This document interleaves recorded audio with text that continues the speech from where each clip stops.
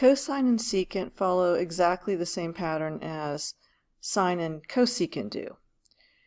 So first of all, cosine is also a periodic function that repeats itself every 360 degrees, so it has a period of 360. Its domain and range are exactly the same as sine's, negative infinity to infinity, and the range is negative 1 to 1. But cosine is an even function.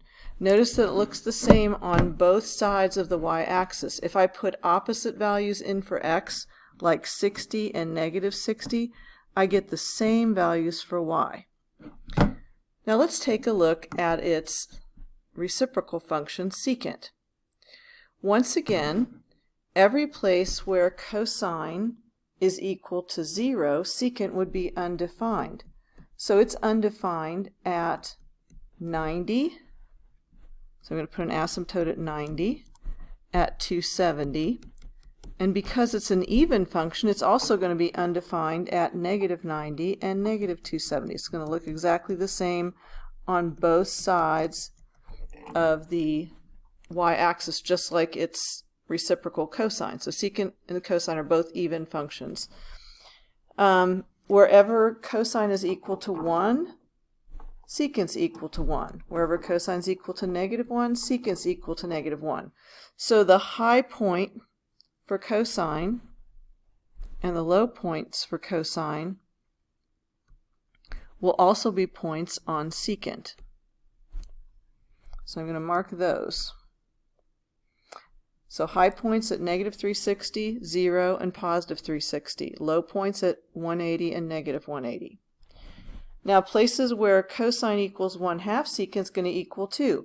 So those are all the angles that, and I'm going to say positive or negative 1/2, positive or negative 2. Those are all the places where the angles have a 60-degree reference angle. So this would be 60, we would be up to 2. Negative 60, also 2, because of the symmetry of an even function. 120, negative 2. 120, negative 2. Negative 120, also negative 2. 240, also 240, and negative 240, also negative 2. And then 300 and negative 300, back to positive 2. So 300, negative 300, back to positive 2. So we're going to see the same pattern of kind of U-shaped little graph sections, only at the ends we're going to just see half of one because it ends right in the middle of one of them on either end when we get to 360. These are not parabolas because a parabola continues to go out to the left and right forever, but these are contained within the asymptotes. So these graphs will run alongside. If we were to extend these asymptotes up, we'd just see the graph getting closer and closer to the asymptote but never crossing it. So there is the cosecant graph.